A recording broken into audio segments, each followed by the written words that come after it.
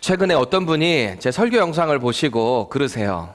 민 목사 이제 좀 뭔가 담임 목사의 포스가 느껴진다 그러세요. 아무래도 제 생각에는 좀 살도 전보다는 찐 것 같고 쓰지 않던 안경도 쓰고 그러다 보니까 뭔가 좀 중후한 맛이 느껴져서 그러셨나 싶어요. 제 어렸을 때의 이미지를 생각해 보면 참 이 부모님 속을 썩였던 적도 많았던 것 같습니다. 그때마다 저희 어머니는 저를 향해서 때때마다 혼내기도 하시고 또 이게 회초리를 드시기도 하시고 그랬던 것 같아요. 반면에 저희 아버지는 바쁘시기도 했지만 한 번씩 상황을 봐가시면서 심판의 날에 그 경고를 종종 하셨던 것 같아요. 한 번만 더 하면 혼난다. 그러다 그날이 딱 나면 정말 많이 혼났던 것 같아요. 이 매가 아팠어요. 아버지가 때리셨던 매가. 오늘 본문 가운데 나타나는 그 하나님의 경고의 메시지가 꼭 그런 것 같아요. 하나님께서는 당신의 거룩한 선지자 호세아를 부르셨어요. 그리고 그의 삶을 통해서 독특한 방법으로 하나님의 마음을 세상 가운데 전하셨습니다. 음란한 여인을 만나서 결혼해라. 하나님의 거룩한 종이 음란한 여인을 만난다라는 것은 사실은 상상도 할 수 없는 일이었어요. 그런데 하나님께서는 그렇게 하셔야만 했어요. 왜냐하면 그 고멜이라는 음란한 여인의 삶을 통해서 음란한 삶을 살아가는 북이스라엘의 모습을 반영하기 원하셨던 거예요. 그래서 3명의 자녀를 허락하셨습니다. 첫 번째 아들의 이름이 뭐였죠? 이스르엘입니다. 흩어 뿌리다, 파종하다 라는 뜻이었어요. 그리고 둘째 딸을 허락하셨는데 이름이 로루하마입니다. 내가 더 이상 긍휼을 베풀지 않겠다, 자비를 베풀지 않겠다라는 뜻이었어요. 그리고 세 번째 아들을 허락하셨는데 이름이 뭐였죠? 로암미입니다. 로암미. 내 백성 아니다 라는 이름이에요. 하나님께서는 이 세 자녀의 이름을 직접 지어주시면서 당신을 떠난 이스라엘을 향한 아픔, 안타까움, 애절함을 전하셨던 것 같아요. 그런데 분명히 이 이름들만 보면 그 하나님의 심판으로 이제 완전히 끝날 것 같아요. 더 이상 회복이 없을 것 같아요. 그런데 하나님께서는 다시 한번 이스르엘 이름이 파종하다라는 뜻이 있다고 했잖아요. 그들을 흩어 뿌리기도 했지만 그들이 회개하고 돌아오기만 한다면 다시 그들을 파종하겠다, 다시 회복시켜서 일으키시겠다라고 하는 회복의 메시지를 지난 1장 하반절에 말씀하셨어요. 그리고 오늘 본문 2장이 시작되고 있습니다. 1절 말씀 보세요. 너희 형제에게는 암미라 하고 너희 자매에게는 루하마라 하라 그럽니다. 여기서 암미라는 이름의 뜻은 나의 백성이라는 말이에요. 지난번에 로암미가 내 백성 아니다, 로가 노라는 뜻이라 그랬잖아요.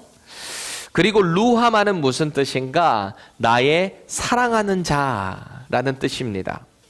하나님의 긍휼은 영적으로 가늠한 안에 이스라엘과 연을 완전히 끊는 것 같았어요. 너무너무 기다려도 안 되니까, 경고를 해도 안 되니까 그들을 완전히 흩어 뿌리겠다 하셨었어요. 그런데 하나님의 긍휼하심과 사랑은 그들이 아무리 죄를 짓고 있는 가운데서도 그들을 버릴 수가 없으셨어요. 포기할 수가 없으셨어요. 그리고 오늘 새로운 이름을 통해 대반전을 암시하고 있는 거예요. 그들이 회개하고 돌아올 때 다시 내 백성이 될 것이다. 너희들은 나의 사랑하는 자다라는 이름을 약속하고 계십니다. 우리 어르신들 좋아하는 노래 중에 도로남이라는 노래가 있어요. 제가 설교 가운데 이걸 할까 말까 고민을 엄청 했는데 그래도 준비했으니까 알려드릴게요. 뭐 아시는 분들도 있으실 텐데 가사가 이래요. 남이라는 글자에 점 하나를 지우고 님이 되어 만난 사람도, 뭐 흥이 나시는 분들도 있고 전혀 모르시는 분들도 있을 텐데 우리 청년들은 전혀 모를 거예요. 아마 이 노래 뭔지. 계속 보세요. 님이라는 글자에 점 하나만 찍으면 도로 남이 되는 장난 같은 인생사. 그래요. 이 님이라는 글자 하나에 점 하나 딱 찍고 빼니까 그렇게 사랑하고 좋아했던 님이 순간 남이 돼버리는 장난 같은 인생사라는 거예요. 잔혹하다는 거예요. 인생이 그런 것 같아요. 허무한 것 같아요. 그렇게 사랑했던 사람이 뭔가의 마음이 변개됐을 때 전혀 모르는, 오히려 원수가 되는 인생의 연약함, 잔혹한 말이죠. 이런 생각을 하면서 오늘 본문을 들여다보니까 우리 남편 되시는 하나님은 전혀 그렇지 않으세요. 북이스라엘의 영적인 타락을 보면서 너희들 이제 내 백성 아니야, 너희들 이제 남이야 라고 하셨음에도 불구하고 그들을 끝까지 포기하실 수 없는 아버지 하나님의 마음 말이죠. 하나님의 긍휼이, 그분의 신실하심이 이들을 남으로 할 수가 없으신 거예요. 마치 하나님의 가슴 아픈 one-side love story 같아요. 특히 하나님은 이미 아브라함과 이삭과 야곱을 통해서 약속을 하셨잖아요. 내가 너의 자손을 하늘의 별과 같이 바다의 모래알과 같이 많게 하겠다 약속을 하셨는데, 지금 이들을 완전히 다 끊어버리면 그 약속이 깨져버리잖아요. 그래서 하나님은 steadfast, 흔들리지 않는, 결코 변함이 없는, 변개함이 없는 하나님이실 수밖에 없는 거예요. 완전히 그들을 멸하실 수가 없어요. 심판과 징계는 있을지언정 그들이 다시 돌아오기를 원하시는 거예요. 그게 우리 하나님이십니다. 그럼에도 불구하고 여전히 죄 가운데서 허우적거리고 있는 이 북이스라엘을 보면서 하나님은 경고를 하실 수밖에 없어요. 2절 말씀 봅니다. 너희 어머니와 논쟁하고 논쟁하라. 그는 내 아내가 아니요 나는 그의 남편이 아니라 그가 그의 얼굴에서 음란을 제하게 하고 그 유방 사이에서 음행을 제하게 하라. 그래요. 이게 무슨 말이에요? 아니, 왜 말씀에 이런 내용이 들어가 있을까요? 여기서 말하는 어머니는 누구고, 아내는 누구고, 남편은 또 누구고, 자녀는 누구를 말하고 있는 걸까요? 4절에서 5절 말씀을 보시면 이 내용이 좀 더 선명해지는데요. 함께 읽겠습니다. 내가 그의 자녀를 긍휼히 여기지 아니하리니 이는 그들이 음란한 자식들임이니라. 그들의 어머니는 음행하였고 그들을 임신했던 자는 부끄러운 일을 행하였나니 이는 그가 이르기를 나는 나를 사랑하는 자들을 따르리니 그들이 내 떡과 내 물과 내 양털과 내 삶과 내 기름과 내 술들을 내게 준다 하였음이라. 그래요. 다시 말해서 앞선 5절에서 말하고 있는 이 자녀는요, 이스라엘 한 사람, 개개인을 뜻합니다. 자녀가 개개인이니까 그럼 어머니는 누구겠어요? 이스라엘 전체를 뜻하고 있는 거예요. 이스라엘 전체가 음란한 행위를 하니까 그 자녀로 낳은 이스라엘 한 사람 한 사람이 다 영적 간음을 일삼는 거죠. 여기서 말하는 아내는 당연히 이스라엘을 뜻하고 있습니다. 남편은 누굴까요? 하나님. 하나님을 뜻하는 거예요. 그리고 여기서 말하는 얼굴과 유방이라는 것은요, 직업적으로 음란한 일을 일삼는 창녀, 그 창녀와 호색하는 행위를 뜻하고 있는 거예요. 성적인 방종을 실제적으로 북이스라엘 사람들이 우상을 섬기는 가운데 행했다라는 것입니다. 단순히 우상을 섬긴 게 아니에요. 바알신을 섬기는 그 자체도 그 아내 신이 아세라라는 신이거든요. 이 사람들이 어떤 생각을 했냐면 남편 신인 바알과 아내 신인 아세라가 인간이 이 신전 창기와 음란한 행위를 하는 것을 보고 위에서 흥분해서 비를 뿌린다라는 생각을 했어요. 풍요를 인간에게 내려준다. 그러니까 인간의 입장에서 볼 때는 자기들은 나름대로 우상을 섬기면서 어떤 거룩한 일을 행한다고 말은 하지만 실제적인 것으로 들어가면 인간의 온갖 탐욕과 음욕이 이 우상 섬기는 가운데 다 들어가 있었던 거예요. 그래서 자기들은 그저 이런 우상을 섬기는 것이 그래도 나는 죄가 되지 않아, 이게 큰 어떤 수치스러운 일이 아니야 라고 간주를 했던 것 같아요. 자기 최면이라고나 할까요? 실제적인 성적인 방종을 했을 뿐만 아니라 하나님을 떠나서 우상을 섬기는 그 행위가 영적인 간음이었다라고 말하는 것입니다. 그래서 우리가 주목해야 될 히브리어 표현이 2절에 나오는데 논쟁하라라는 말이에요. 이 단어의 원래 뜻을 살펴보니까 뒤흔들다, 다투다라는 뜻입니다. 이 의미를 조금 더 살려서 2절 말씀을 종합해보면 이거예요. 너희 자녀 이스라엘 개개인은 남편을 떠나서 너희 아버지를 떠나서 창녀의 삶을 살아가는 너희 어머니 이스라엘을 향해서 소송을 걸어서 싸우듯이 그렇게 뒤흔들라는 거예요. 어쩌다가 이 나라가 이 지경이 됐는지 싸우라는 거예요. 돌이키라는 거예요. 왜 그렇게 하는 걸까요? 다시 원 남편인 하나님께로 돌아오게 하려고요. 그렇게 하지 않을 경우에는 정말 무서운 심판이 임한다는 것입니다. 3절 말씀을 생동감 있게 세 번역으로 볼게요. 그렇게 하지 않으면 그가 처음 태어나던 날과 같이 내가 그를 발가벗겨서 내버릴 것이다. 그리하여 내가 그를 사막처럼 메마르게 하고 메마른 땅처럼 갈라지게 하여 마침내 목이 타서 죽게 하겠다. 6절 보세요. 그러므로 내가 이제 가시나무로 그의 길을 막고 담을 둘러쳐서 그 길을 찾지 못하게 하겠다. 아멘. 무서운 경고죠. 인생의 답답함, 사면초가의 상황을 너희에게 허락하겠다. 온통이 사면이 가시나무로 덮여서 길을 막혀서 빠져나갈 수도 없고 담을 둘러쳐서 절대 나갈 수 있는 길을 찾지 못하게 하겠다. 그걸 하나님이 하시겠다는 거예요. 그런데 사실 이게 하나님이 그렇게 하시려고 하신 거겠어요? 인간들이 하나님을 떠나 죄 가운데 살아가면서 자기들이 스스로 무덤을 판 게 아닐까요? 하나님의 무서운 심판을 종합해보면 이방 나라를 들어서 실제적인 북이스라엘을 완전히 멸망시킬 거예요. 아수르를 들어서 BC 721년에 북이스라엘은 멸망당하게 하십니다. 그 상황 가운데 여러분 어떤 일이 벌어졌을 것 같아요? 포로로 끌려가면서 신사적으로 끌려가겠어요? 옷이 찢기기도 하고 벗기기도 하고 그 자리에서 죽이기도 하고 얼마나 참혹한 일들이 이 멸망되는 과정 가운데 일어나겠습니까?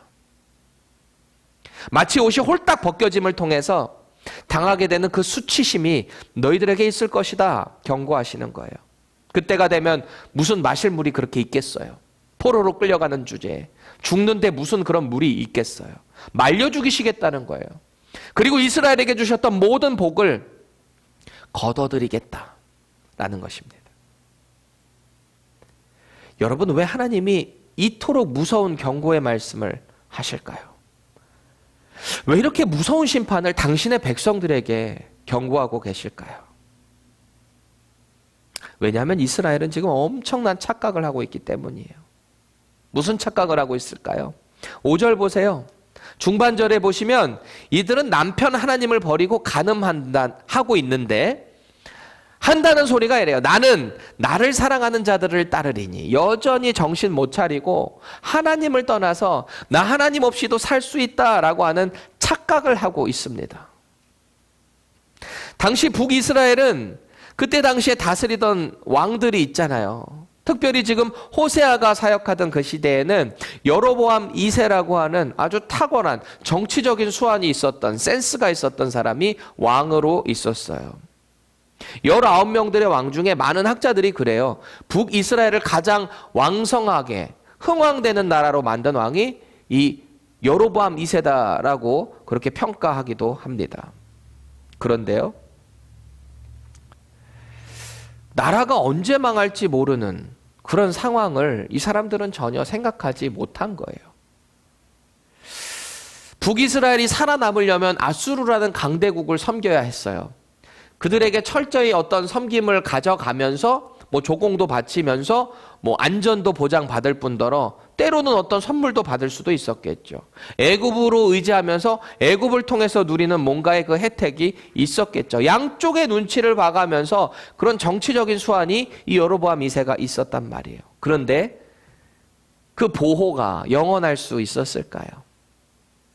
당시에 패권을 장악했던 두 나라예요.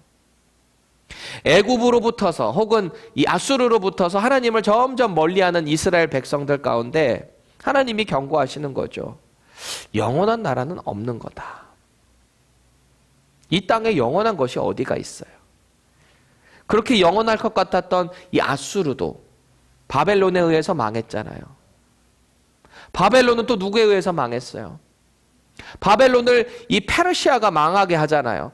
페르시아가 영원할 것 같았나요? 그리스에 의해서 망해요. 그리스는요, 로마에 의해서 망해요. 로마는요, 로마도 망해요. 다 결국 이 중세 역사를 다 살펴보면 영원할 것 같았던 나라가 다 망하는 것이 우리의 인생입니다.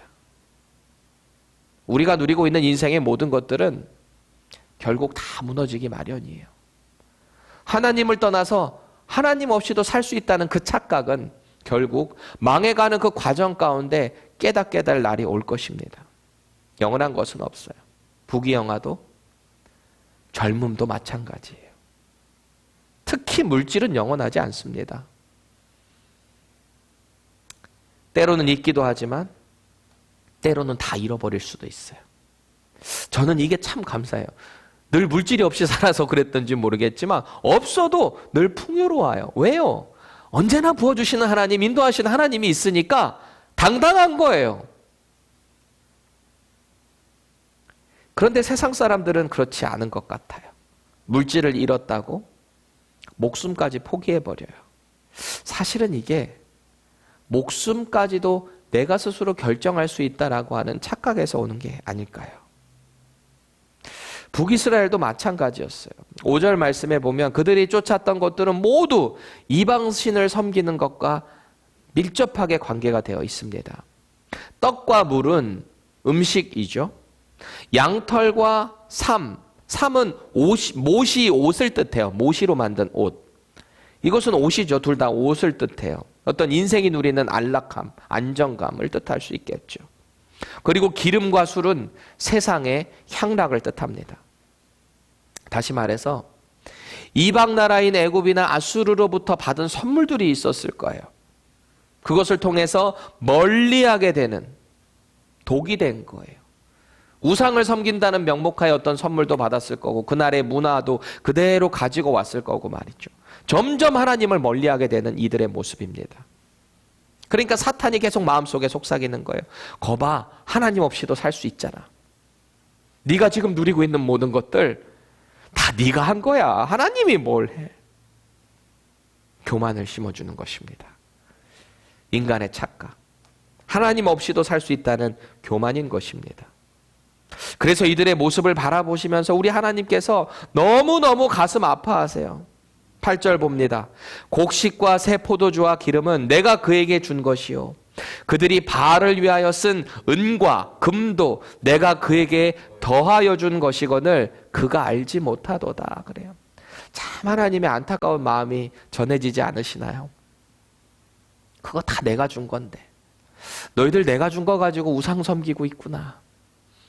다 내가 허락한 건데 너희들이 그렇게 살아갈 수 있는 것도 다 내가 허락한 거고 너희들이 지금 누린 그 성공도 다 내가 너에게 준 모든 기회와 여건과 상황과 또 건강을 줬기 때문에 너희들이 그렇게 누릴 수 있는 건데 너희들 만약에 내가 오늘 생명을 걷어가면 어떻게 할래?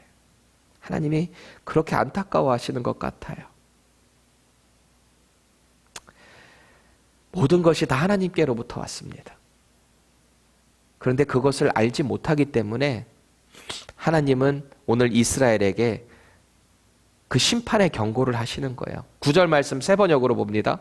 그러므로 곡식이 익을 때에는 내가 준 그 곡식을 빼앗고 포도주의 맛이 들 무렵에는 그 포도주를 빼앗겠다. 또 벗은 몸을 가리라고 준 양털과 모시도 빼앗겠다. 보세요. 포도주가 정말 잘 익어서 먹으려고 딱 하는 찰나에 그것을 뺏어가면 마음이 어떨까요? 뺏기는 사람 입장도 그렇겠지만 가져가는 사람은 왜 그렇게 가져갈 수밖에 없을까 생각을 해보셔야 돼요. 벗은 몸으로 살아가게 하겠다. 너희들이 내 백성이지만 너희들이 그 수치를 당하게만 할 수밖에 없다.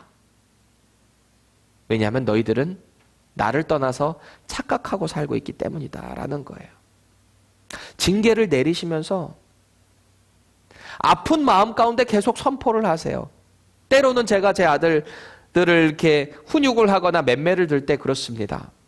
맴매를 때리는데 잘못했어요라고 말을 하지 않아요. 그러면 맴매를 더 때릴 수밖에 없어요. 때리는 저는 좋겠어요? 저도 마음이 너무 아파요.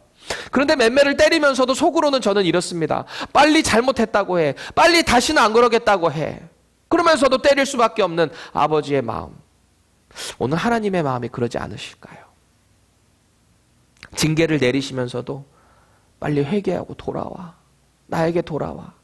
라고 하는 남편 하나님의 모습입니다. 우리 마음 가운데 다시 한번 깊이 묵상하는 한 가지가 있어요.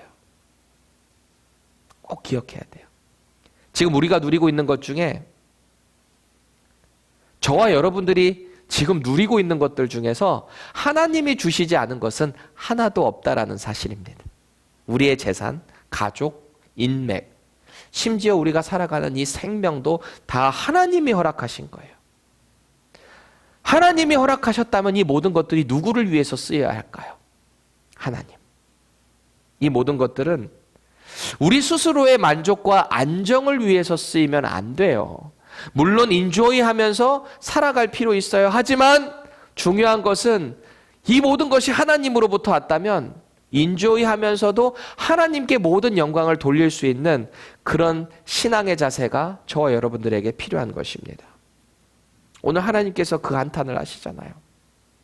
그거 다 내가 너희에게 준 건데 왜 너희들은 알지 못하냐? 너희가 수고하고 노력해서 얻은 것 같냐? 그것마저도 내가 너희들에게 허락한 거야. 여러분, 영적 간음이라는 것은 뭔가 음란 행위를 해서만 영적 간음이 아닙니다. 우리가 가지고 있는 것, 누리고 있는 그것이 나 스스로 이뤘다라고 생각하는 그 순간부터 영적인 간음이 시작이 돼요. 하나님이 없어도 살 수 있다. 나 혼자 스스로 이뤘다. 라고 하는 것이 바로 영적인 간음인 것입니다. 하나님이 주신 것은 모두 하나님께 돌려드려야 돼요. 우리 마음에 떠오르는 영적 간음을 예수 그리스도 앞으로 나아오시기 바랍니다. 주님, 저는 지금까지 이 모든 것이 다 제 노력으로 된 줄 알았어요. 그런데 이게 영적 간음이었네요. 주님, 저를 용서해 주세요. 거룩하게 해주세요. 이 믿음의 고백이 필요한 겁니다. 결단이 필요한 거예요. 주님, 저는 정말 하나님이 주신 것을 다시 하나님께로 돌리겠습니다. 이 믿음의 고백이 저와 여러분들의 인생 가운데 날마다 함께 하시기를 간절히 축원드립니다. 아멘.